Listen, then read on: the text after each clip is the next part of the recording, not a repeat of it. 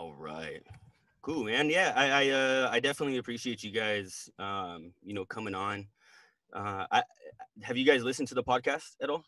Not yet. I don't really listen to much anymore, just besides my own voice on YouTube all the time. I was gonna check it out the other day, but I don't have iTunes. Believe it or not, I have Samsung for my fucking devices, and Okay. I didn't feel like signing up for iTunes, so I couldn't access it. But That's fine.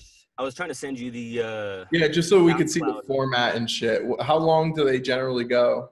So the last one I think was like 45 minutes. Okay. I'm just kind of hoping that they get, a little longer, just kind of as we go. But basically, what the podcast is just kind of talking about like my journey as an entrepreneur, my first venture that I started, when I was in college and things like that. So, once that didn't work out, then that's when I kind of transitioned more to e-commerce. And so, honestly, I started off,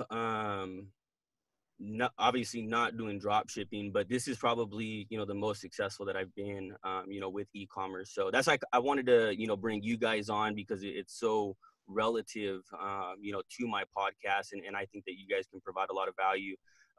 Cause there's been a lot of people who have been reaching out to me about drop shipping as well, just friends and family. So I think that, you'd be able to provide a lot of really good value. So. Yeah. So is that mostly what your listener base is at this point, is friends and family? Right now, yeah. Okay. Yeah, right now it is. Cool. So, everybody, and the reason why, like, it's really organic that way because all these people have seen, the ventures that I've done, especially with like the different pages on Facebook that I've created that they've got invites for and things like that. So, this is kind of more like a behind the scenes explaining like all that over the years. And then hopefully it'll kind of grow from there. Gotcha. Cool. Sounds good, my friend. All right. Let's see. Give me just 1 second here. Get nice and close. I feel like we have a better setup this time. Like we look normally a normal distance apart. Usually it's like me. Like, how do you like our backdrop? This is our new office space. It's my favorite piece of art. I love it. Yeah. I did see that. So, how do you like my backdrop? I don't know if you can see it. You see? It looks like Is that a towel? No, it's a vinyl backdrop that I use to like take portraits of my daughter and shit. Oh. But I'm in my closet right now, so that's why I just put that up so you can't see. You gotta get out of the closet, dude. I'm working on it. All right, cool, man. Well, yeah, I definitely, like I said, appreciate you guys coming on to the podcast. And the very last episode, most recent episode, it was a second episode. It was talking about eBay dropshipping, how I got started, and just kind of some of the different struggles that I've gone through in drop shipping, but along with my other ventures as well.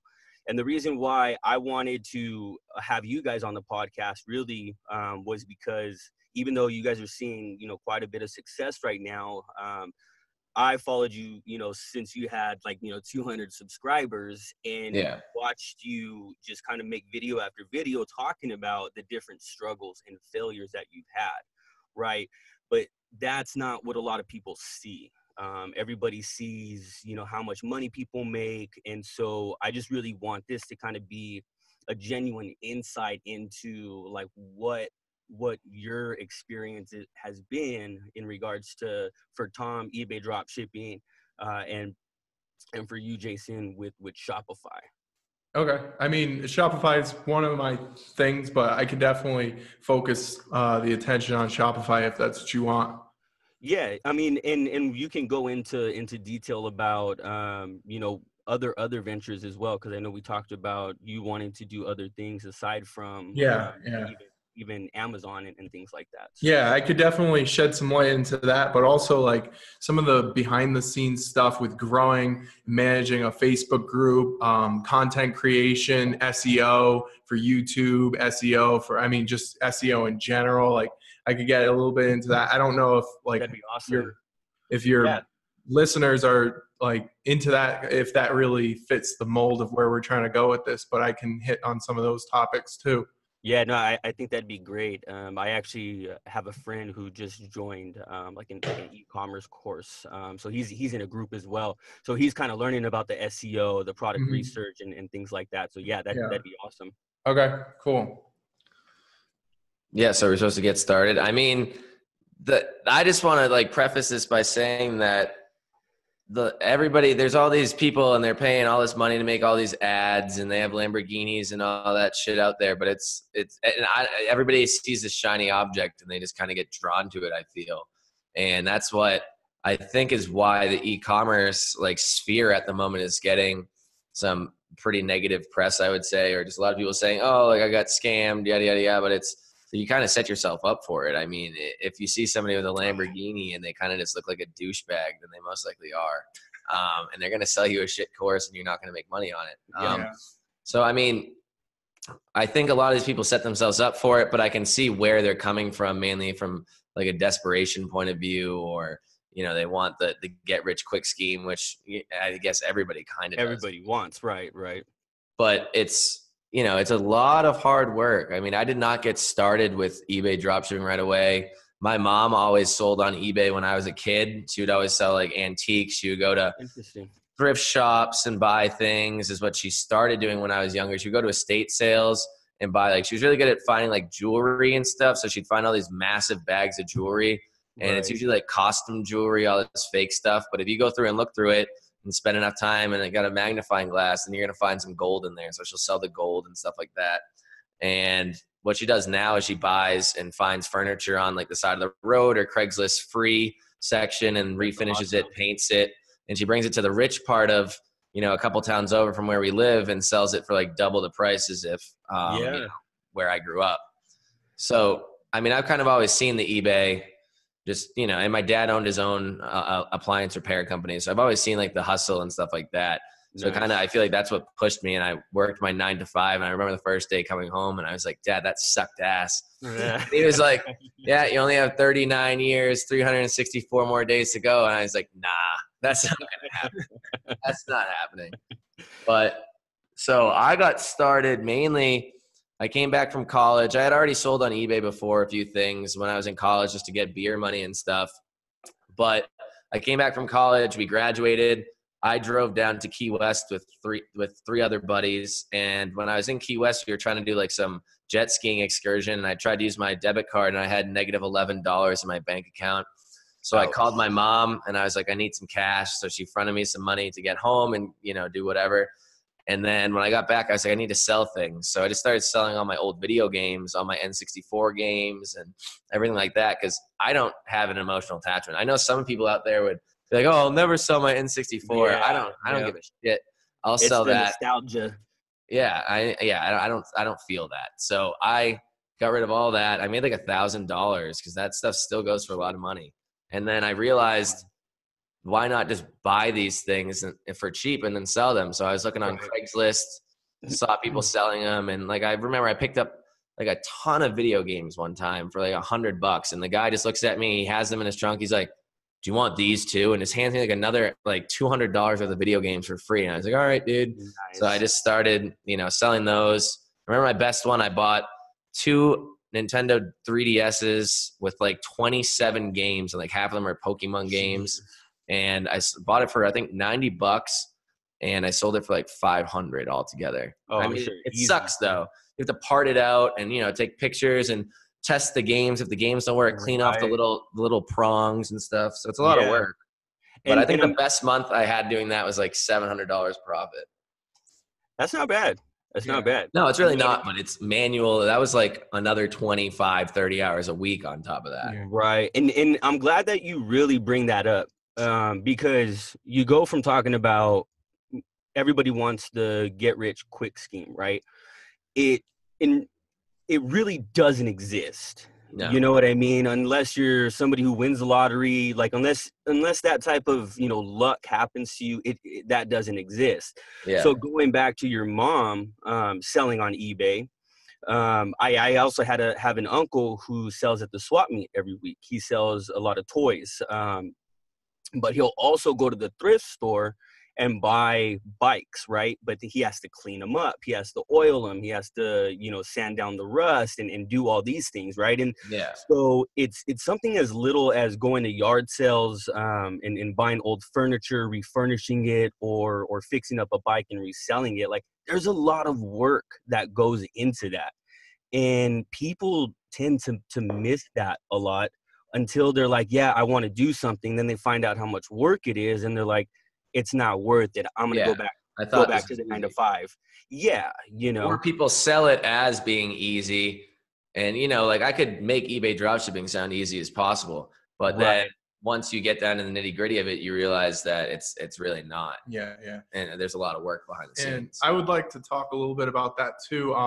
One of the things we talk about a lot is, and you hear this term thrown around in e-commerce all the time, is passive income. Everybody wants this passive income life, the freedom lifestyle, just create these passive income streams and be collecting on them and live on an island somewhere with your feet up on a hammock. But the reality of e-commerce, or really owning and operating any business, is you have to put in the upfront work, and hopefully over time you can automate a lot of the processes, and you can outsource a lot of the work to people like virtual assistants or even local workers, and you can pass on most of that work, and then you can collect later on. But you have to put in the man hours up front to get to that point. And a lot of people forget about it. When we market our course, I always like to use the word semi-passive income. I don't like to say, you're build this e-commerce or eBay dropshipping empire and live a freedom lifestyle and, be collecting all this passive income. I say semi-passive income because even to this point, when we have a full team of virtual assistants, it's only semi-automated, because we still have to go in there and check and make sure that the work's getting done and stuff like that. So that's why I don't like to throw that term around. And unfortunately, a lot of people out there on the internet are selling that type of lifestyle and that type of thing. And I don't really agree with that. So we don't try to market any of our products in that same way.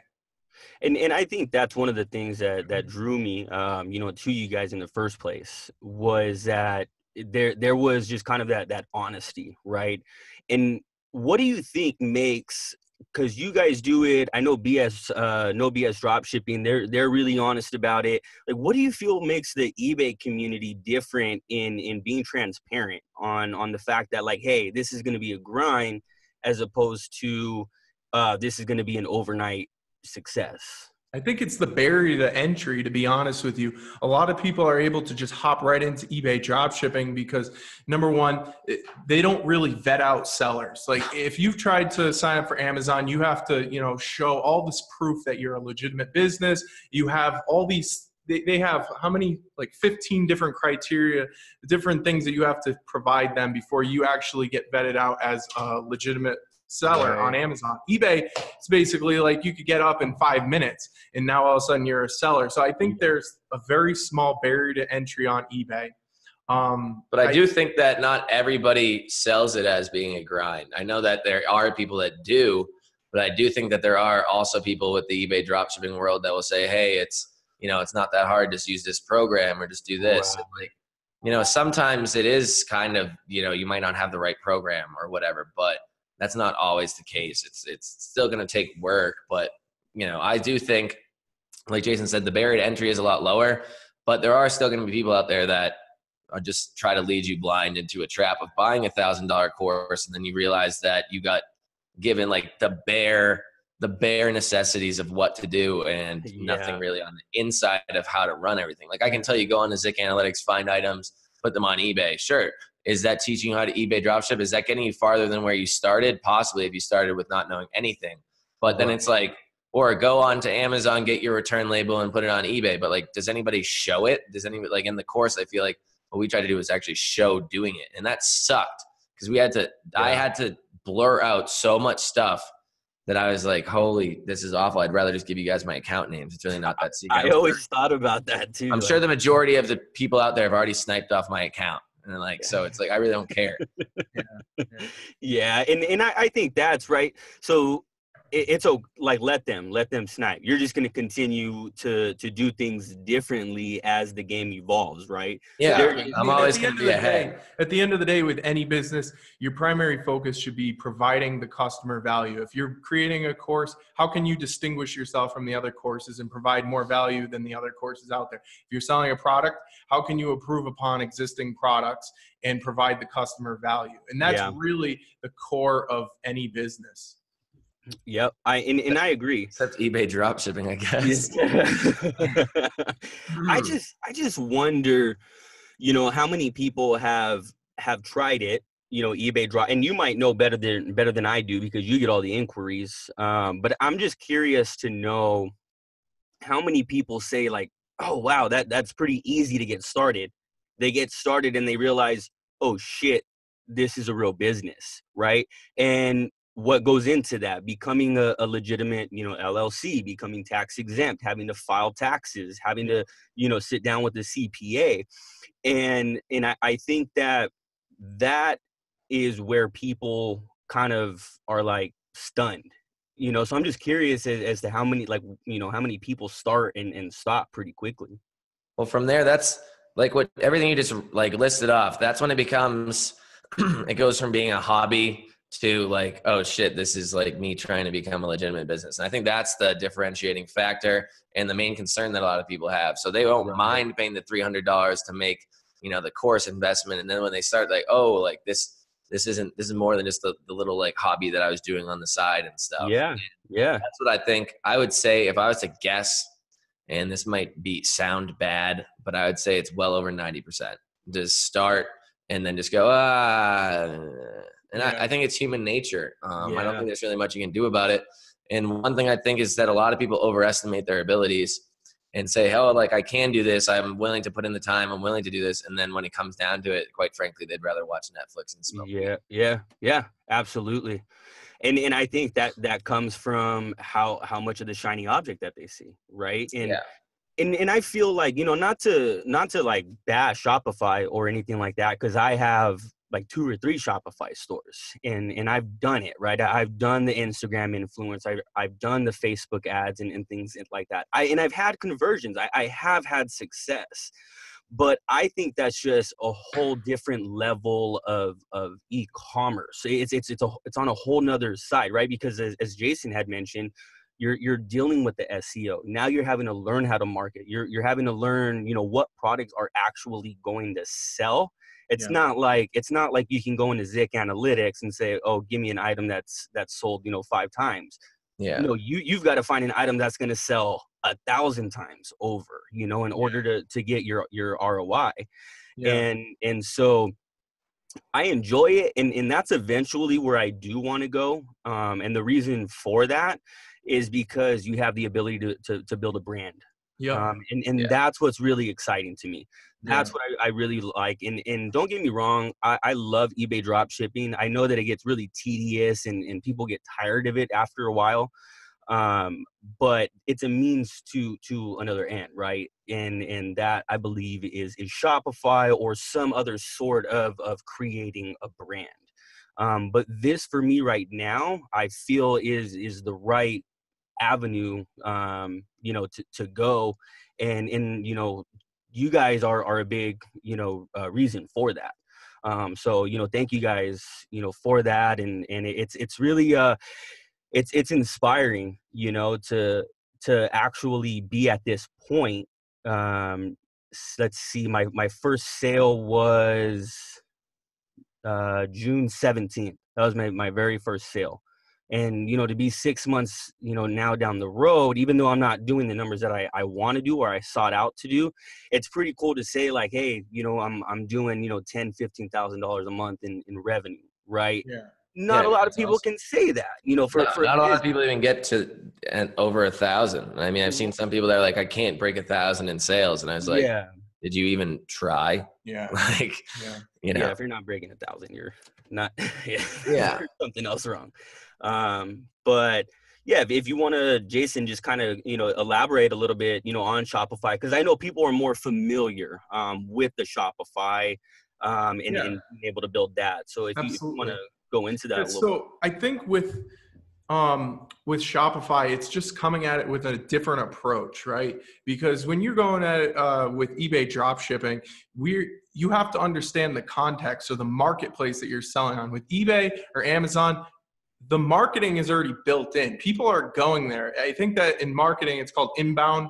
It's like inbound marketing. So all the marketing's already been done. Everybody knows eBay. Everybody goes to Amazon and eBay and they search for products and they know exactly what they want. So you have highly targeted customers already coming to your listings. They're probably going to buy because, the offering's there. With Shopify, you have to build out everything. It's a lot of work. You have to drive the traffic, and people underestimate how hard it is to drive quality traffic. And in this day and age, you see so many people like Ty Lopez. I mean, the gurus go on and on and on. But essentially, he's my favorite. Yeah, if you don't have ad blocker, I'm sure you're seeing all these ads pop up on YouTube every day, selling the next big Shopify course. Right. And such. But the reality of it is you need to have an understanding. I wouldn't even say an understanding. I would say you need to be very proficient with SEO. SEO is search engine optimization.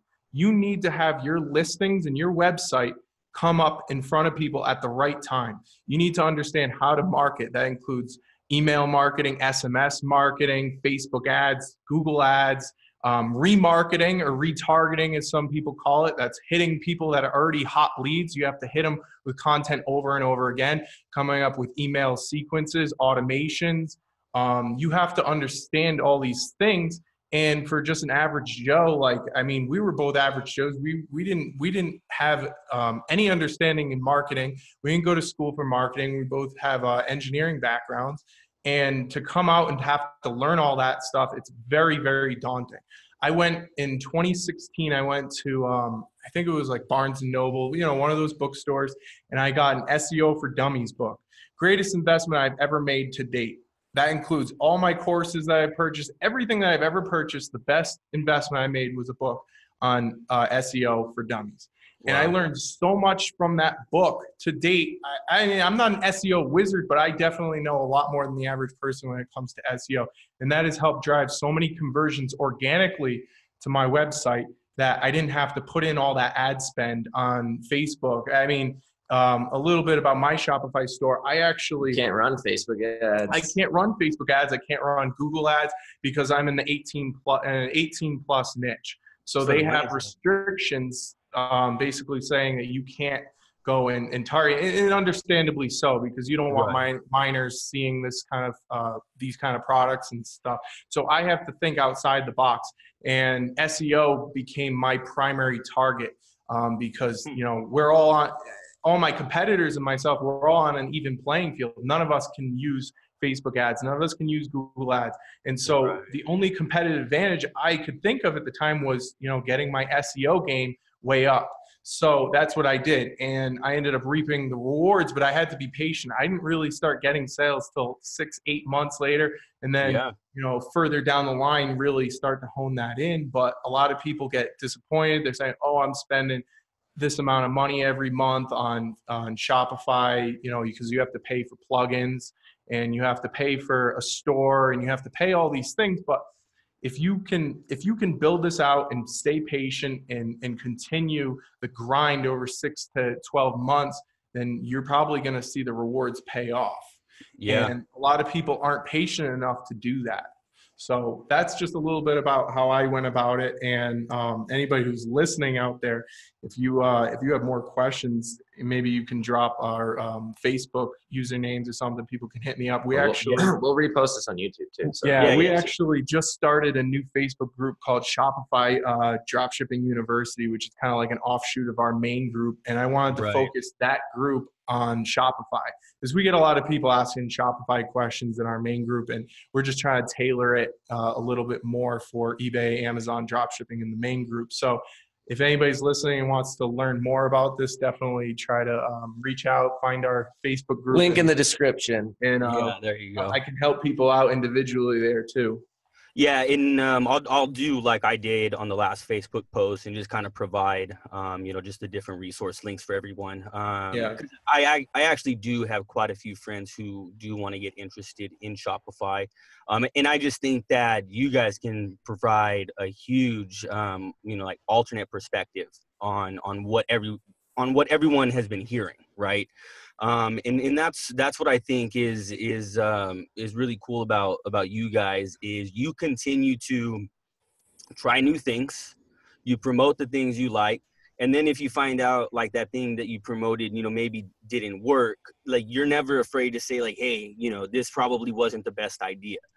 Yeah. And I think that's what got me to continue, listening and watching you guys. And it's just been really cool to see both of your success. I mean, you moving, in with Jason, just to try to make, things progress, right? And I think that's huge. That sacrifice. You had made the comment that you've never been on any other, time zone other Yeah. than, Eastern time, and so just kind of making those that's a drastic change. I don't know if you have family in Colorado or whatnot, but Supposedly I do. I yeah. found out I do. Distant cousins. I got invited to their Christmas party next Wednesday. That could be fun or awkward. Probably going to be weird at first, I could imagine. So and that's another reason why I wanted to have you on the course, was because you're not just doing one thing. And it's not like you're trying to do a shotgun approach, right? But you're constantly trying to progress, what it is that you're doing in business. Yeah. I know that you just started Amazon dropshipping, and that's been it seems like relatively successful, even though you've just gotten started. Can you talk a little bit about what your experience has been with that versus eBay dropshipping? Yeah. Well, first I'd like to touch upon just like what you said earlier about, I promote what I like and then I, tell people if that wasn't the best idea. And that's what I think is missing in with a lot of people on these channels or these ads or groups or anything like that. It's like they just stay so stuck in their way on one program or one thing. And then they're like afraid to tell people that it wasn't the best or something. And I don't want to call anybody out here, so I'm not going to, but like I've seen it happen in the eBay dropshipping sphere too. And people are just pushing these ass programs, and then they like a year later they change. Like, oh yeah, this is the new program I'm using. I'm like, dude, what? Like, that program sucked from the get-go. And it's like, I don't understand that. I'm fully okay. And that's one thing that I think a lot of people are afraid to do. They're afraid to make these changes. Yeah. And I noticed that with some of the not as technologically advanced people, they're not as good with computers. They're like, oh, well, I just learned this program. It took me like months. And then they're like, oh, right, you want me to move to the next one. But for me, I'm like, I'm constantly, if that's not the best, if that's not what I think is the best at that point in time, I'm changing. And I'm going to go find something else. And I'm always coming to Jason like, yo, dude, check out this program. Dude, check out this program. Jason's like, how are you finding these? I'm like, I don't know, dude. Like they just come to me in my research. And so, I mean, that's why I'm okay with moving around, doing different things. Like I started off with SKU-Grid. I think I listed one item with SKU-Grid and I completely just went away from them. And now I'm like 1, 2, 3, 4 different programs away from that. And I'm coming back to it. And I'm like, oh, we might need to start using this now again, use some different suppliers. Right. They got 700 suppliers. Nobody has anywhere close to that. So, God. I mean, it's always trying to see what the next thing is, but also just being transparent with it. Like if, I'm done with SKU-Grid, I'm done with Web Seller Group, I'm done with Web Seller Group, I'm done with Sale Freaks, I'm done with Sale Freaks. Like that's, right. And I'm going to tell you what I'm moving on to. And of course I'm going to plug my affiliate link, but like, I would hope that nobody really gets that upset about it. But some people seem to. But so you can't make with Amazon dropshipping, what's up? You can't make everyone happy. No, you cannot. We've realized that once you get bigger, there's going to be some haters. But with Amazon dropshipping, I mean, I really do think that nobody should start off with that. At least the retail arbitrage side of it, because I spent 5 days in Nicaragua with Rico from Two Dudes, and it's like AliExpress private label drop shipping from China onto Amazon. Supposedly it's not against the terms of service. It's like in this gray area. So therefore there's a way to get banned anywhere, but I mean, there's Right. less of a chance for getting banned for that than there is with retail arbitrage. So if you want to start with that, I've seen people start with that. I've seen people have That's success with interesting. that. And, the profits are way higher. You don't have to push the same amount of product to get the Yeah. same amount of money. But I know retail arbitrage. I know Walmart to Amazon is so easy. Like I almost got drop shipped on Amazon the other day. I was looking at this product and I was like, ooh, it looks good. And then I'm like, wait, nobody's selling this Prime. And then like, there's 41 people on this listing. Let me go check if this is on Walmart. And I checked and there it was. It was on Walmart and I bought it on Walmart. So Oh, wow. I was like, so I'm it's Christmas shopping, so that's that's yeah. good to know. If it's not Prime, I wouldn't buy it. If it's not Prime, it's probably coming from somewhere else. Huh, So, interesting. I mean, that's just kind of the way I'm looking at things. I'm like, well, this is what I know how to do. So, I mean, I dragged my feet on it for a while, but once the sales started to slow down in the beginning of November, I was like, all right, I have time and really a push and a need to try to get into something else. And I although I am trying to, do something different with eBay dropshipping, I don't want to pigeonhole myself into just one thing. Yeah. So that's why I was like, all right, this is the time to start Amazon. I've been in talks with Ron Myers, who runs Web Scraper app, for literally 6 months. Like we've done one-on-ones. He's taught me what I need to do or showed me like, all right, to get me started. He onboarded me a while ago. And then it was so long that I forgot everything that he taught me. So I had to go relearn it. I had items up for like 3 months just sitting there with like a very high profit margin so that they wouldn't sell until I finally got ready to do it. And then I was wow. fuck it, I'm doing it. I deleted all those items. I listed everything the way it's supposed to be listed. And I literally only listed 120 items. And I know it's Christmas, so sales are probably wild, which I know they are. And there's only like 80 of them are active at any time, 80 to 90. And hopefully by tomorrow or today, I'll hit 10,000 in sales for the last 30 days. And it hasn't even been a full 30 days. And I shut my store down for 5 days because I was like traveling and stuff. So, I mean, it's there. And the profits are higher. I've seen higher front-end profits on Amazon, which I thought was going to not be a thing because there's so many people that do Walmart to Amazon. But when you look at some eBay listings, there could be like Zick will show you the competition. Right. It could be like 200 plus people on a listing, literally 200. Yeah. That's when you know that there's that many more people doing Amazon to eBay or eBay dropshipping in general than Amazon, because the most I've ever seen, I've seen 50, I've seen 70, I think once, but the majority of them are like 20, 25. And as long as you have a competitive margin, then you just need to make sure that you get in the buy box. And if your metrics are good, your feedback's good, then you're going to get the buy box. Yeah. You'll rotate through the buy box with other people. So, I mean, even if you're at 5% buy box or 6% buy box, which I think I am, which I don't even think is that good. I'm pretty sure a lot of people have in like the 18s to 20s if they're good. But, I mean, for me, it's $10,000 in sales in less than 30 days with like negative experience on Amazon general. Like I don't even know how to use the full back end dashboard yet. I don't know how to do anything. Yeah. I message Amanda Kaufman every time I have a question. She helps me out. It's pretty sweet. I have no idea who that is. She's on Mark's channel a lot. She just dropped an Amazon course. She's gonna be on my she's gonna be on my channel on maybe Wednesday. Okay, gotcha. So I mean, I would not suggest starting off with it. Really learn eBay. And if you're going to do like something weird onto Amazon, like a lot of people do, a lot of different sources like Newegg and things like that, then I would definitely test that out on eBay first. And then make sure that their shipping's fine. Make sure that they don't really give a shit if you're drop shipping from their like platform, and then move that onto Amazon. Because you can't make the same mistakes that you can on eBay. Like I've taken $10 losses on items on Amazon because on eBay I would have just canceled it. And you can do that on Amazon. There's ways to cancel things, but I would just rather not do that and not piss a customer off when I'm such a small seller at the moment. Then, do the right on eBay. I'll just whatever, cancel like 10 a day if I needed to. But on Amazon, I'm not going to do that. So right. It's much more thorough game. And I think I'm kind of the same way with eBay, because I will take that hit, but only because I'm not as big of a seller as someone like yourself, right? I'm still trying to grow, and still trying to do those things. But I can absolutely, understand doing that. And for those of you listening, I've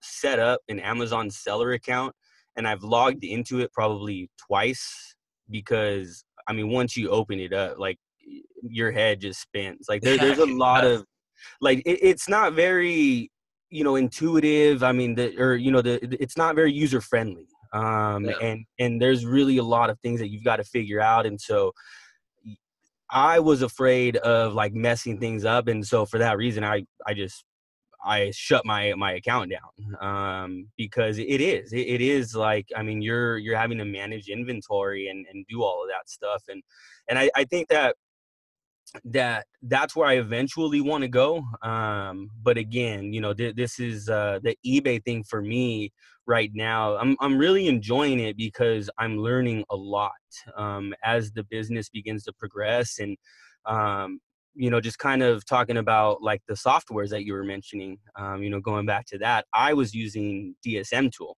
up until probably 3 weeks ago is when I switched over to Sale Freaks. And I know everybody, says that DSM Tool is, the worst tool, out there and things like that. But for me, it worked fine. Yes, there were things that were missed and whatnot. However, once it was time to take my store to the next level, that's when I felt it was appropriate to move on to a more powerful tool. So that's when I decided to make that jump. But again, you have to be willing to do that, right? It was more upfront capital. I've even had to do different things just for switching over to Sale Freaks. And what I mean by that is Sale Freaks has the auto order, right? And obviously November sales have been down, or November sales were down for all of eBay, right? And so that was the big reason why I wanted to switch over to Sale Freaks in the first place. Was I was just like, something's got to change. Yeah. And then what I did was I applied a 5% promotion to my entire store for every single product. Well, as obviously you guys know, and my listeners know, because I've told them, front end profit itself is about 5%. And so from that standpoint, you're almost, breaking even. So where I would need to make up on that is, number one, I had the city double cashback, which is only 2%. And so now what I've done is my wife got the American Express for Amazon, which is 5%. So there's an additional 3%. And where I'm going with that is now I'm able to plug that credit card with a decent limit to cycle through and be able to pay, and also be able to use the cashback website. So now that increases my profit back up to, maybe 5-6%. I don't know what the average is on the cashback sites, but though I'm just having to do like little things like that as the business, changes, and you're constantly having to pivot. And you never expect it, right? You're like, oh, okay, cool. I got a credit card. But now you're like, no, now I got to pay an additional subscription fee to set up the auto order. And then I got to do this, and then I got to do this, right? And for me, I don't know how you guys feel about it, but for me, that's kind of the exciting part, is you constantly have to pivot, and you constantly have to problem solve. Yeah. And I think that's why a lot of people fall behind. It's because they don't have the ability to think for themselves as well. And they're always waiting for somebody like me or somebody like Mark or whatever to tell them what to do. And if you have to wait for me to tell you what to do, bro, you're already fucking too late. Like, you missed the train, because I have a backlog of videos that I plan on making. And, unless it's an extremely crazy update, I'm not going to make a video on it right away. It's going to just possibly fall into the backlog, or I have no backlog of videos, which doesn't seem to be a thing because I have like 15 videos that I want to make right now. So, I mean, you need to be able to think on your feet and just go out there, and you need to understand the business 100% in order to make these updates. And why is it that every time I'm doing something live, somebody messages me on Facebook? All right, you can give your. I was just going to say about that point, to people who are listening, if you want to get into any business, not just e-commerce, but any business, you have to be adaptable. Yeah. Adaptability is by far the most important characteristic when it comes to entrepreneurship. And so many times you get comfortable with a program, or you get comfortable with a business model, you get comfortable with there's so many aspects of running a business where you feel like you got comfortable with that. And now all of a sudden there's a policy change, or maybe there's even with tariffs, I was doing a lot of importing from China, and then now all of a sudden there's political stuff going into it, and we have to deal with tariffs. Now that's something that's not, I can't control that. But as an entrepreneur, what I can do is I can pivot. I can adapt the strategies that I've already put into place, the processes that I've already put into place, and now make up for that by doing something different. And if you can't do that, then I don't think that, not obviously you, Anthony, but anybody who's out there listening, if you can't do that, if you can't adapt quick enough, then you're not gonna succeed in business, in my opinion. And I'm a big believer in that it's a different type of person. I believe the world needs the people of the 9 to 5. But I also think that the world needs, rule breakers like us, the people to kind of really, push the envelope, because I know for myself, it's really hard for me to be, in an office at a desk, even though I was getting paid, pretty well, for what I was doing. It wasn't what I wanted to do. And so it was almost a sacrifice for me to be in a 9 to 5. And so I just feel like my brain works differently, and I feel like you guys are the same as well. So, I mean, when I had gotten fired from my job, actually. I basically scheduled my own firing, if you will. There you go. I got fired and, had nothing, had no job. And I'm I was the sole provider. My wife is working now. But my wife wasn't working. I have a 2-year-old daughter and no job, right, at the end of the day. And so what I decided to do was drive Grubhub. And so Grubhub has been, it's been okay, but it's a catch-22, right? It's a sacrifice for me to be in an office. However, I'm making a steady income. Or is it a sacrifice, or is it more of a sacrifice for me to, be broke, but have the liberation of not working for someone, being able to work on my business. And for me right now, I've chosen that the better sacrifice is, to just have less money. Yeah. And that's because that's just the way that my mind works. And I'm okay with that. I'm content with that, Yeah. Anthony, are you familiar with the concept of opportunity costs? Yes, absolutely. Okay. Yeah. So that plays right into what you were saying with the opportunity costs. And I know for Tom and I, one of the opportunity costs that you could definitely evaluate in our lifetime was going to college, going to a 4-year college, getting our degrees. And essentially, I worked at a pharmaceutical company for 1 week, literally 1 week. Okay? Wow. And kid's a baller. I decided that it wasn't for me. But in that moment too, I decided that it would be a bigger opportunity cost for me to stay at that current job than it would be to take the risk and try being self-employed and growing a business. Right. So in a lot of ways, you could say going to school, we went to a very expensive school. Like, what was the tuition was over $50,000. When we graduated, it was like $64,000 to $68,000 a year. But another part of this opportunity cost that people forget about is that 4-year time slot. So not only are you paying to go to an institution for 4 years, but you're spending that time in your life getting fucked up, basically partying and going to the library, getting work done. You don't have a job. You're not growing professionally. You're not growing a business. You're just educating yourself and paying a lot of money to do so.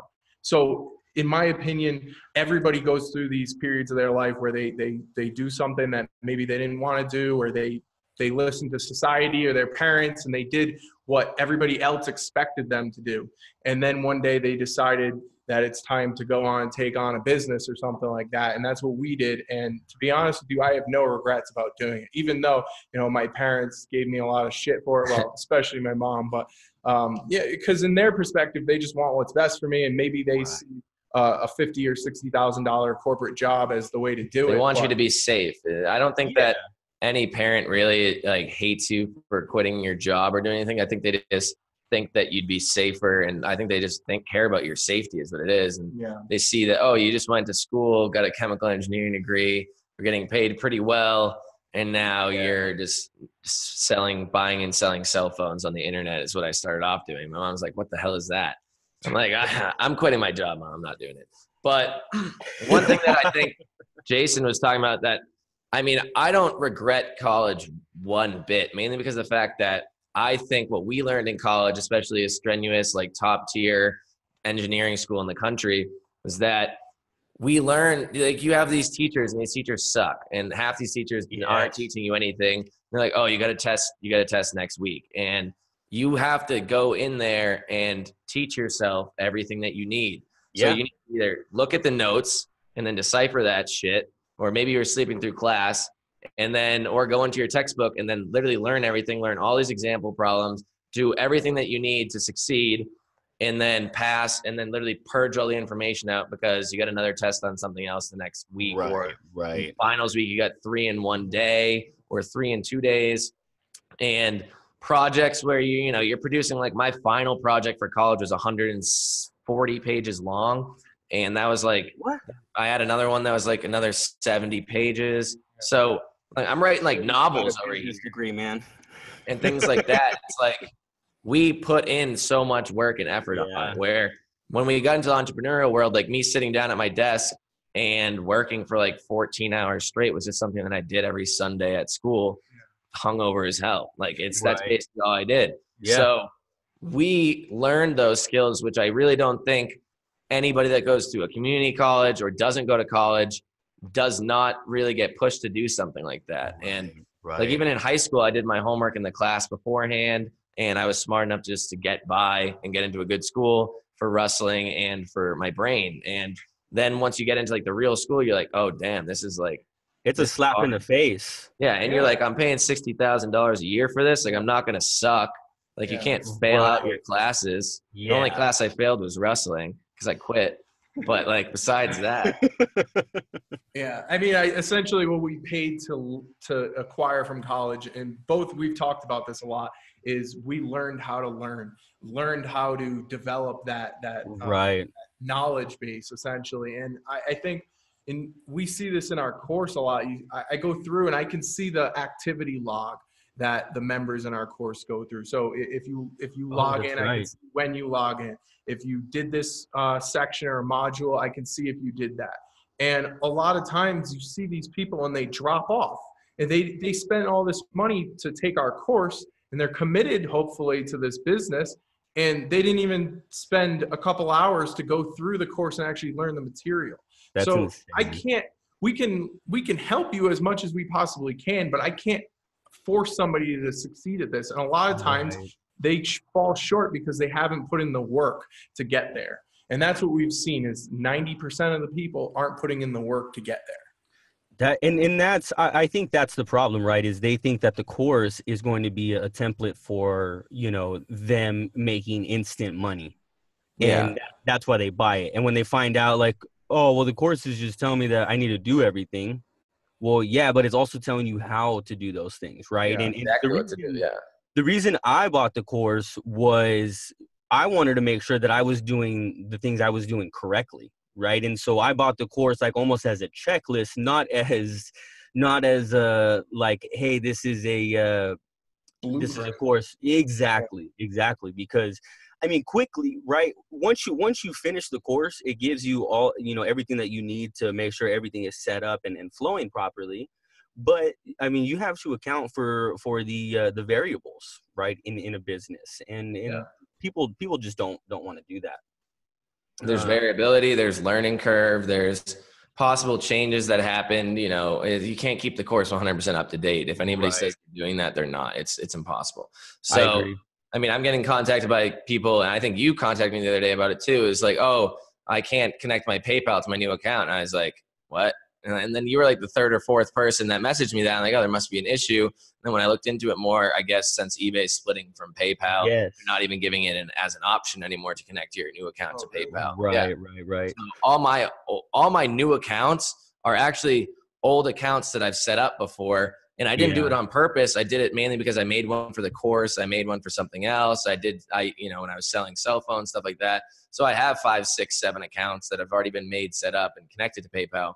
So when I made this new account, I didn't really even know that was a thing because I had already made that account. So Right. And that's what I had figured too. But again, it's just things change. And you just have to be able to adapt. But yeah, going back to what you were saying about college, it's like you're paying all this money. And I thought I was smooth sailing. When I went from the community college, it was easy. I mean, it was just like high school. Oh, I know. I went to community college for a semester. Yeah. So it was I didn't get homework. Like, what? I took 5 engineering classes that transferred to WPI, and I did not get homework. Wow. Yeah. So I was like, yeah, this is, high school all over again. And I get into Arizona State, and you walk through the door and you're just getting slapped in the face left and right. I mean, teachers, I remember, and this is no exaggeration, it was a statistics class.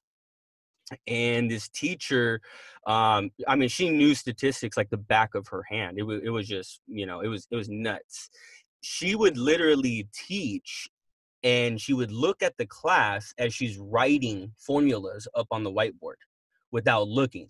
And that's how fast like she was teaching. And so I remember one day after class, I was like, I remember looking around and people are like, dang, like this girl's like, she's fast. Like nobody's like, everybody's head's like kind of spinning, right? Except for like the stat majors who are like, oh, this is fun. Yeah. And so I asked her after class, I was like, hey, like, there's a few people who are kind of struggling, like keeping up with your pace. Like, do you think you can, slow it down a little bit? And she literally turned around and told me, she goes, I can't, she basically said, I can't dumb down my level of teaching to compensate for the people who can't follow along. She's like, if you're having that hard of a time, she's like, you can come to my previous class. So I had to go to her same class, the previous one, and just listen. And then on the second time in, I would have to take notes. Damn. And she was just like, it was no mercy. I was like, all right, cool. Yeah. I mean, that's how college is. But I remember Jason was the king of no note taking, and that kid still did pretty well. We got the same grade in organic chemistry too, and the kid sat there with his hood on and with his jacket and didn't take a note the single time. Yeah. It was pretty mind blowing. So did you guys go to the same college? We went to the same college. We were in the same fraternity. Oh, wow. Okay. Yeah. So when did you, I guess we didn't even, I've never had a guess. So we didn't even do an intro. So I guess we could do it backwards and then just re-edit it. Are you able to cut in? Yeah, I mean, I can cut things, but like, I don't think it matters too much, but yeah, I can do it. Yeah, no, it doesn't. But just to give people like an idea and background of you guys, where you come from, what you're doing, what sales are like. And if you want, profit, things like that, just to give people an awareness. Yeah. So basically my name's Tom Cormier, eCom Tom on YouTube. And so at the moment I started off, like I said at the beginning of this, flipping stuff on eBay. I moved into cell phones, which I didn't really talk about. And there's some groups out there that you'll see people buying and selling cell phones, and it's lucrative. That's when I quit my job. I was like, my number one plan was to sell cell phones. And one month, I think it was July of 2017, I bought some amount of cell phones and I sold them for $13,000 like over that month. And the profits around like 25-30%. And that was after my job. So like I was working 9 to 5 and that was it. So I was like, all right, it's a little sketchy and you got to go to the ghetto, but it's better than working my 9 to 5 and I think I could scale it. And then eventually I was like, this is just too much work. I don't want to, you have to rely on other people for the business. You have to meet up with them. You have to be on their schedule, which I didn't like. So that's when I was also flirting with eBay, dropshipping at that point in time, not really doing very much. And I was like, let's just get into this hard.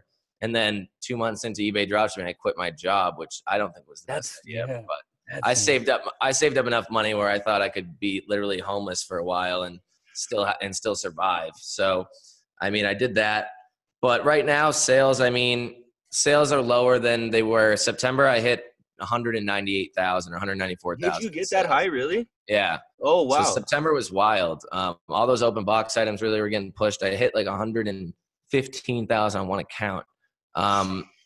But so the profit margin, it really depends on how diligent you are, because a lot of people will say, oh yeah, I get 7.5 to 8% profit. Yes, that's front end. I get 7.5 to 8%, well, not front end, but altogether 7.5 to 8% profit. But you have to think about, like, are you paying attention to your PayPal cases? Are you paying attention to your eBay cases? Are you losing these cases and not knowing how to get the money back? Because every single case that I lose, if I know that I should have won, I know a way to get my money back. And I mean, I made a whole list on Saturday night before we went out, and it was just like items that I lost when I shouldn't have. And I mean, I tracked back, and that was in the last 2 months because I'm not as diligent on it as I should be. But tracked back at least $400 something. So really, yeah, easily. So then there's that. I haven't even looked into my recent PayPal cases. So you got to think about it that way. There's software. There's, you know, you got to pay for your virtual assistants. But front end, you know, profit before expenses is about 7.5 to 8% on whatever you make. So right now, I'm guessing in the month of December, I'm going to break 100,000. I'm pretty much on the path to do that. Again, November was like 95,000. It was a bad month. Like everybody had a bad month. But so December, I will definitely hit 100,000. But, you know, like I'm okay with keeping it at 100,000.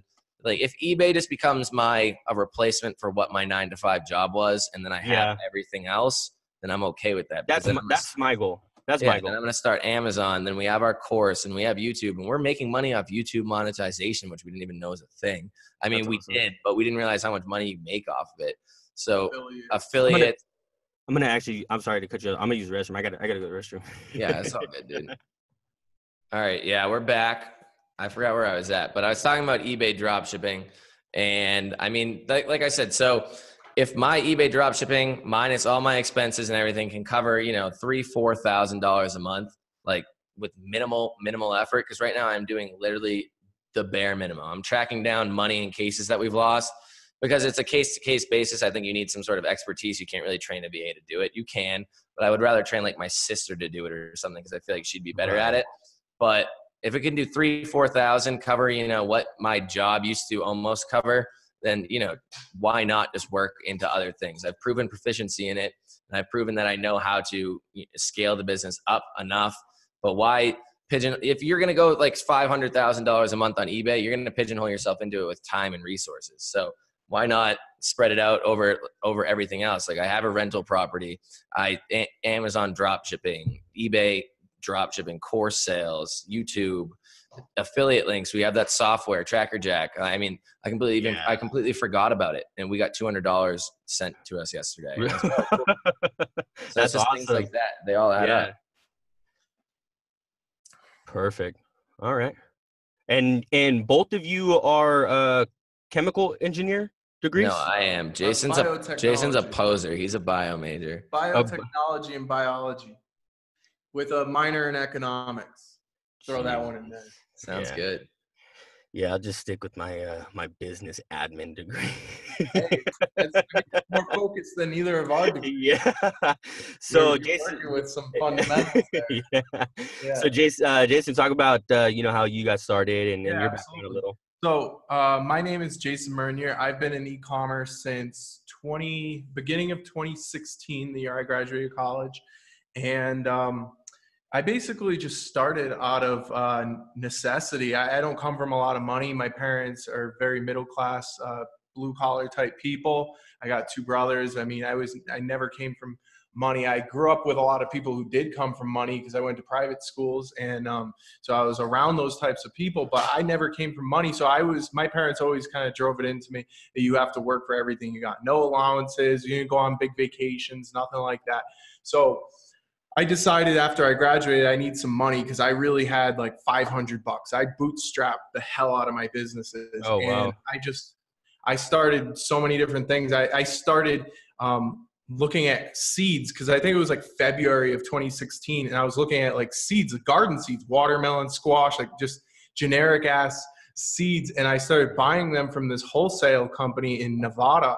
And I did the math, and they were coming out to about less than a penny a seed. So I would sell them in bundles of 25 and 50 seeds, and then I'd sell them on eBay, and I just, send them in those little business envelopes with stamps on them.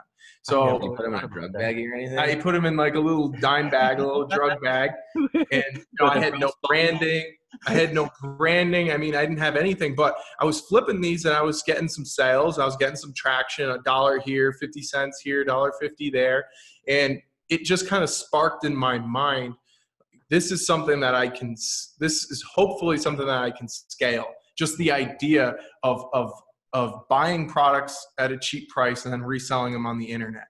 Yeah. So that's kind of where I got my basis for e-commerce. And then I started importing from China. Now, a lot of people have it in their head that, oh, China, this is such a foreign place. I don't understand logistics. I don't understand. I'm going to get scammed. I'm going to get all ripped off, all this stuff. And people are scared to try and take a risk and buy products from China. Well, every business out there knows that you can get products so cheap from China. Mm-hmm. So I decided, let me take a chance. I'll buy some stuff on DHgate, and they're just generic goods. And I did it intelligently. I didn't just go out and get the MOQ, which they say minimum order quantity of 500 products or 1,000 products. I didn't have that kind of capital. Yeah. So I contacted them and I was like, can you send me samples of 25? So I'd take those samples and then resell them on Amazon and eBay and see what the demand was. That was my test to see what the market demand for a product was. And if I saw the demand was high, then I'd reorder 100, 200, maybe 500, and I scaled that way. And it worked out beautifully. But the only problem was I was selling products that were restricted on Amazon and eBay. So I'd put these listings up, native listings. I'd make them. I'd get the UPC codes. I'd do all the SEO and titles. And then maybe a week later, they'd get taken down. So I'd put all this effort in, and then my listings would get taken down.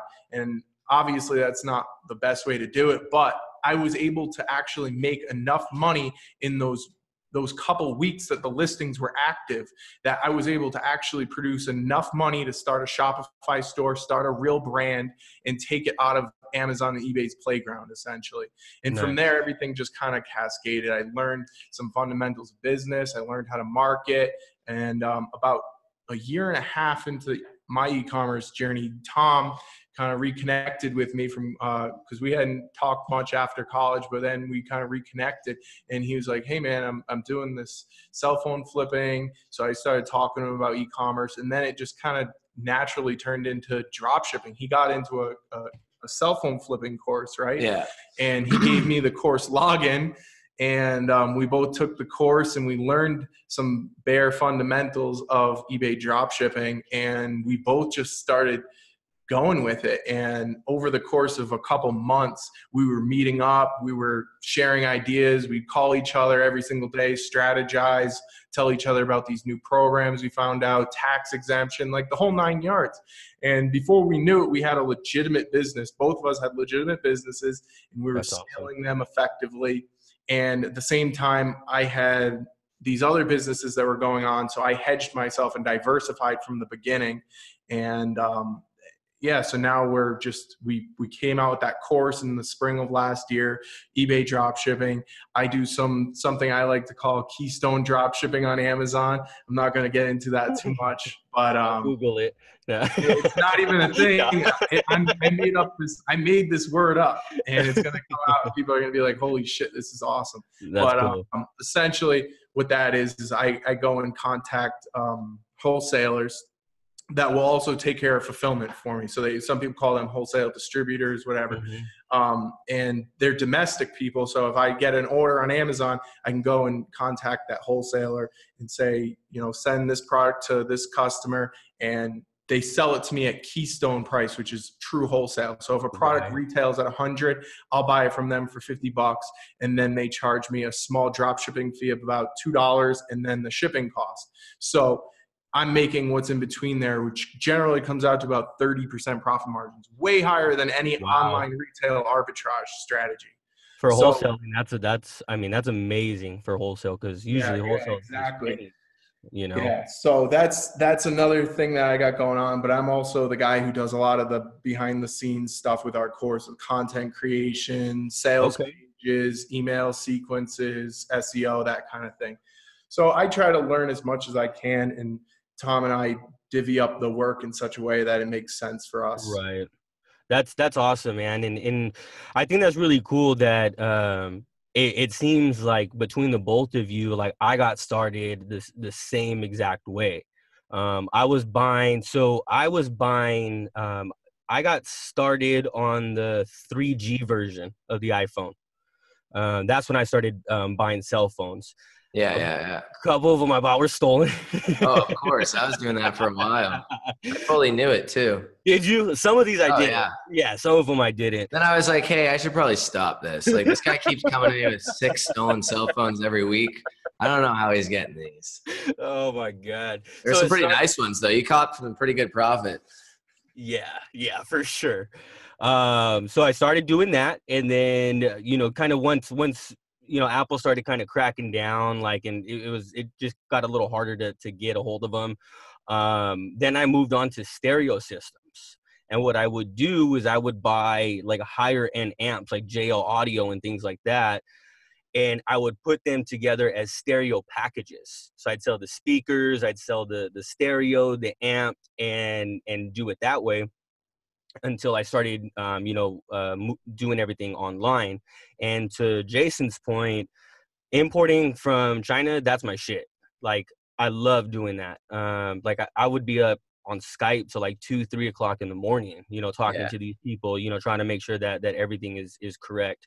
And it's great. Like it's perfect. I mean, the quality is always good. I get my items within like 3-4 days. There is definitely a misconception of importing from overseas. Yeah. Right. But it's fun. Like I even bought Rosetta Stone to try to learn Mandarin. Really? Yeah, because my ultimate Why goal. buy it when you can torrent it, dude? Come on. I torrented Rosetta Stone. Did you really? That's awesome. To learn Tagalog for your VAs. No, I don't know. I just did it for Spanish because I like Spanish. Oh, for Spanish. So yeah, like my goal is to eventually, go overseas and actually develop and manufacture a product. That's truly what I want to do. That's where my passion is. The first business that I started was actually an item that I had manufactured overseas. I was prototyping it in Phoenix when I was in school. Then that obviously was no longer feasible, so I had to move it overseas. And I mean, once I did that, I fell in love. Yeah. The really cool thing that I love about China is they're on it. I mean, they are super on it. And what I mean by that is I was selling prohibited products on eBay as well.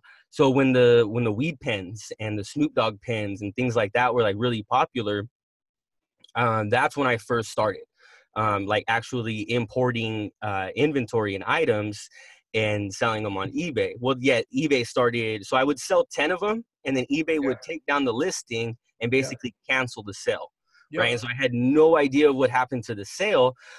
So then what I figured out was there was a workaround. As soon as somebody bought it, I would mark it as shipped. And I would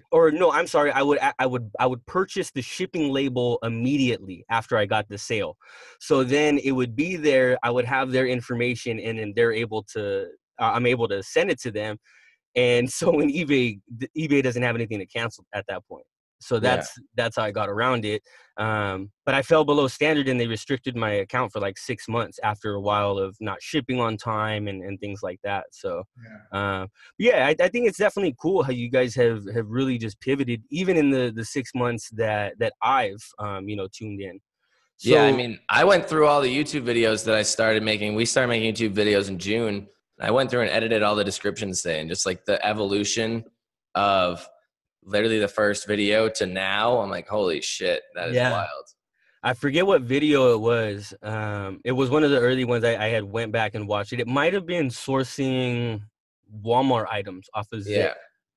And you were like, yeah, if you guys don't mind subscribing, I'm trying to hit like 400 subscribers by the end of the week. So it's crazy. It moves fast. Where do you guys see yourself, as entrepreneurs, in the next, I mean, like say 5-10 years? I mean, not to get too ahead of yourself, but like, what's the plan? I mean, I would like to, it really depends. So e-commerce is cool. And I do think that you can make a lot of money in it, but I do think that over time, we have constantly just been under the idea that we're just going to keep growing and growing and growing and moving to the just bigger and better things. So, I mean, what was the natural progression so far? I mean, in-person interactions, buying things, going to eBay dropshipping with less personal interactions, outsourcing people, then, starting a YouTube channel to push content, affiliating on that. So everything's kind of just grown upon itself. And it's gotten to the point now where I think that once we start mastering other types, like Jason already knows how to do a lot of Shopify and other things on Amazon, I want to master Amazon dropshipping. After that, I think we would want to move into, at least us together, would want to move into like a service-based type things where, you pay us a certain amount of money and then we'll do like a done for you type program. That's like a future goal. I would say maybe in a year and a half. It really depends on how fast we move. Things like that, more course content, obviously push that stuff. But eventually I would like to just first off buy a bunch of real estate, because that's, possibly the closest thing to passive income, as long as you have people taking care of your properties for you. Yeah. And stuff like that. And as long as people pay. And so, I mean, I kind of got my feet wet, and I knew that the deal that I did for my first rental property was like the one I had to do. Like my wrestling coach from high school came to me and was like, oh, this guy's his wife's selling the house. One of my other wrestling coaches, like, do you want to buy it? And I was like, all right, it's off market deal. We can, negotiate here. It's in a nice part of a not so great city, but it's in the nice part. So I knew that had to happen. And if I didn't do that, I probably would have, because I was dabbling on real estate for a while. And I knew that if I didn't do that, then I would have just bitched out for a while and maybe I've never done it. So I knew that even if that wasn't the greatest deal, that was the one I had to do, because that was the easiest one that came to me at that point in time.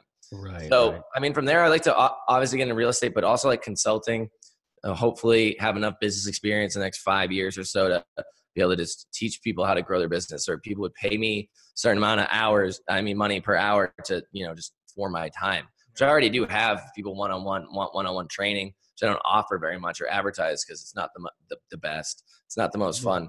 But, you already see that that's a possibility, or I already see that that's a possibility. Yeah. So, for me, I could see myself in the next 5 to 10 years, getting more into investments. I don't really see myself as one of those entrepreneurs that starts a business and just babies that business for 10, 20 years. Like I have a brother who has an eBay business, a very, very successful eBay business selling coins. And he's been at it now for 6 years, I think. But that progression has been slow and very, very linear. And what I want to get into is basically either venture capitalism, which is, investing in other business owners, or serial entrepreneurship, which is starting businesses, growing them really fast at an exponential rate, and then selling them off. And to me, that's more of a draw. I don't have an emotional connection to any one type of business at all. I look at it as a learning experience, and actually creating some type of value for customers within that market, and then selling it off and or handing it off to somebody who's going to be more diligent and more driven to have that company last over time. Yeah. So that's really what my focus is for the future. But for now, I'm still building up my experience. I'm still building up my capital. I'm still building all that stuff, because at the end of the day, I've only been in it for 2.5, 3 years. There's entrepreneurs that have been doing it for their whole life. And, you can't just overnight turn into a Shark Tank type guy. So I want to have it so that in the future I have the knowledge that I can just start a business and then sell it off, or invest in other business owners and reap the royalties, or reap the 20% of their company kind of thing. Yeah, absolutely. And that, I think that's fun too. To be able to go from business to business and be able to learn the different aspects of it. And I think that would be perfect if you feel like you are a serial entrepreneur, which I feel, I am too. And sometimes that could be a weakness, because you always want to move on to the new and shiny object. Yeah. But I've really promised myself that I'm going to, stick with eBay until I can get it, to where I want. I honestly don't know, what the potential is right now with where everything is going. I just opened up my second store for open box items. So I'm hoping that that'll go really well. But I think what you guys are doing, not just for the eBay community, and I hope that you guys continue to branch out from the eBay community, because I think that you have a lot of value to offer, just even outside of that, right? Your experiences, some of the things that you guys have done to get where you have. I think that that's important, right? I think it's nice that you guys share your story of the eBay journey, but if people, I think, begin to know, the true, Tom and Jason, I think you guys will provide a lot of value to people for sure. Yeah, I definitely appreciate that. And I mean, that's kind of what I like doing. If my VA says, hey, Tom, can you look at these orders? Like, I don't know what's going wrong. I'm like, oh, fuck. Like, I have to go look back into eBay. How did you not figure this one out? But then if I'm like, all right, let's just go make this new video or whatever, then I'm like, oh, this is awesome. Like, I love just talking to the camera, making videos and stuff like that. And I like, as Jason was saying, like serial entrepreneur type thing, I like learning new things. And the second that it becomes mundane and repetitive is when I'm either outsourcing or saying, fuck that. And recently it's just been outsourcing. I mean, and I see where you're talking about the next shiny object and stuff. I've looked into a lot of things before I really was just like, all right, cell phone flipping. And you really do have to get out of your comfort zone and get like acclimated to just doing that regularly, because none of this is comfortable or easy to do. And if it was, everybody would do it and nobody would quit. So, I mean, you have to work to a certain point and get yourself past that point. But once you get to a certain point, you realize that it starts to come basically second nature. Like making YouTube videos at first, I was like, I don't know about this. What if people don't like it or whatever? And then you post your first video and it sucks ass. And you don't even know how to talk to a camera. And then after just months of just doing the same thing repetitively, just taking the constructive criticism and going with it, then it starts to build. You get a following, and next thing you know, you're in Nicaragua with Mark Augustine, drinking beers and having a great time and making content and basically paying for the entire trip while I was there, just with course sales and stuff. So really, wow, that's awesome, man. And I think the cool thing about that is it's well deserved. I think you're kind of at that point right now where everything's just kind of boomeranging. And I think that's nice to see for you, just to kind of have, all of that like serendipity just kind of coming back your way. You know what I mean? Because one of the things that was cool, it was honestly surprising, was you actually answer just about every single question that I ask. Yeah, I try. And that's like, I don't know if that's because, you feel obligated because I bought the course. I don't know if that's because, you're just passionate about helping people, but regardless of, what it is, you're still answering the question, and that to me is the value being provided for sure. Yeah. I mean, I feel like I owe people something. I mean, they paid me money for stuff. Some people expect too much, and you're not one of them. Like, you'll come in and ask a question or whatever, we'll have a conversation, but then there's some people that message you like 17 times a day and you're like, what the fuck, dude? Like, I have a life too. I have a life, bro. Like, but I mean, the one thing that, to go back on when you were talking about like the serendipity of things, it's like, I've only been at this or haven't had a job for almost 1 year now, less than 1 year. And you think about the people that go and they get a 4-year degree. And like, I was looking at PhD programs at like MIT and just Virginia Tech and stuff like that. And I was like, I was on the verge. I'm talking with professors there. And I'm like, do I really want to do this? That's another 4 or 5, 6 years of me not making money, not doing anything, and just, working towards this one even more very specific niche that if you go, oh, fuck, I don't like this, then you're like, oh, I'm not just a chemical engineer. I'm a chemical engineer that specifies in 3D printing muscles and stuff like that. It's like, what else do you do after that? You can't really, that's what you're doing. You're stuck. Right. So I didn't like that aspect, and I didn't like the fact that I was just sitting there and felt stagnant. And I was like, well, even if I have a job, I can work that and then try to do something on the back end. But it's been like less than 1 year, and like I've put in a ton of work, but it just goes to show that you do 4 years of college, you come out, you have $200,000 in debt, and you're sitting there like, oh, what the fuck? And then you put in 1 year hard on e-commerce and you do it correctly, follow the right people, do the right research, and just really just be accountable for your own actions. And I definitely 100% already replaced the income from my job, no doubt in my mind. And then like last month, we made more money off course sales each than I did at my job as an engineer. So like, that's just goes to show how much the work you put in is. Yeah. It's not like we're even talking up the course to be this beautiful thing or anything. It's like, we say, this is hard work. You have to do it. Like, you have to do the hard work. It's not like we're saying, oh, it's going to be so easy. Yeah. Rainbows and butterflies. Yeah. Some people do though. And that's the shitty thing, you know, is I wouldn't be able to sleep at night if that's what I did, in all honesty. Yeah. If that was what I was like, oh yeah, this is easy. I don't think I would be able to sleep comfortably at night. To piggyback off of what you just said about being accountable for yourself, yes, we're both accountable for ourselves as entrepreneurs. One of the best advantages that we've had over a lot of other people is just having that accountability partner. Like, we always are calling, before we lived together, it was constantly, Tom would be calling me, I'd be calling him, messaging each other on WhatsApp, Facebook, constantly communicating with each other and saying, you know, did you see this update? Have you tried this before? Do you know anything about this program? And constantly going back on each other like that, you learn so much. And the bigger part of that is being accountable. So it's friendly competition, but at the same time, it's I don't want to give up on this business, because I know if I do, then Tom's going to be pissed, and vice versa.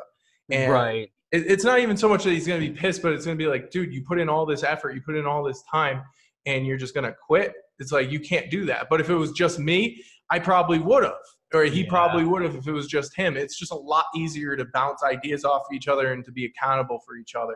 So I would suggest to anybody out there, if you have a friend who also shows any type of willingness to be an entrepreneur, reach out to them. Try to set up an arrangement so that you guys meet up every once in a while, or even the smallest thing, meeting up on weekends for an hour at a coffee shop, the smallest thing is going to help, because you'll know at the end of the week that, oh, I have to go see my business partner. I have to go see such and such. And I have to tell them what I did this week. What did you do this week? I don't want to be a schmuck. Yeah, I don't want to be a schmuck. And maybe it lends to our personalities. We're both very competitive people. We played sports growing up and in college, and I think we're both very competitive in that sense. But even if you're not a competitive person, I still think you can get some type of benefit from having an accountability partner. Agreed. Yeah, you guys need one thing to build on that. Like, what did we do? We went to our old school, WPI, and we would we went back into our fraternity, and we made one kid bring us to the library and log us in on his account so we could connect to the Wi-Fi. And then we started just going to WPI and meeting in the library there and just doing work on the once a week. And that's how we got our Wi-Fi. We went to Framingham State, which was in the middle of both of where we lived. And we just broke into their library, connected to their Wi-Fi, and started doing work there one time. So it's you gotta be putting in the work and be willing to do what it takes. Yep, yeah, exactly. It's kind of like if you lift it all, if you work out, I know a lot of people could relate to this. If you work out, it's so much easier to work out with somebody else, because you know that they're going to push you. And since he's been out here, we went to the gym the other day, and I started putting up much bigger numbers than I was doing before, just knowing that he's watching me, and he's probably saying, "Are you a pussy? Are you a pussy?" You know what I mean? So it gets in your head. Yeah. It makes you drive a little bit harder. Absolutely. Male mentality, Jason. And I think the alpha. That's just how we are. And I'm sure, you guys both feel even more obligated now that you moved to Colorado, and, you guys kind of put, you guys jumped all in, right? Just kind of getting together, and that provides even more accountability for the two of you. Exactly. That's awesome. Yeah, we come to the workspace every day. We were there yesterday. I was in pretty rough shape. Both of us were, but we were here, and we did something. We at least got working. Yeah. That was a Sunday. That's the Sabbath day. You're not supposed to be working. Oh man, yeah. You guys need to hook me up with Brian for the partners program. Yeah, you can have Brian. Doesn't Brian have somebody else? He probably does. I think I got in on the second round, so I don't think you guys have done it yet. But anyway. Actually, we're transferring all that over. Facebook. Yes, Facebook has an integration now. They have a fully built-in, basically a partner program. So I'm actually kind of setting that up right now, awesome. And we'll put an announcement out. It's way more streamlined than the way I had it before. Okay. I just don't have the time to kind of pick through all the answers and match people up. it worked that one time, like in August, but you know, I don't have Right. time to throw into that. So I try to automate that kind of stuff for people. Nice. All right. Yeah. Did you guys have, you know, anything else that you wanted to touch on? I know we're kind of, you know, coming up on a couple hours now. So just wanted to make sure that, you know, if there was anything that you guys wanted to go over or anything like that. I mean, I think we talked about just about everything. Do you see? We hit home on most of our Yeah. experience and stuff. I mean, the only thing I'd like to say is just, if you're looking to do something like this, first off, try to like feel out the people that you're learning from. Cause you can, if you have decent sense of judgment, I think that you'll be able to realize right away whether this person's legitimate or not, or whether they're just kind of bullshitting you to let you know what you want to hear. And then from there, I mean, it's just, you got to put in the work and you got to outsource. Like, you can't be complacent.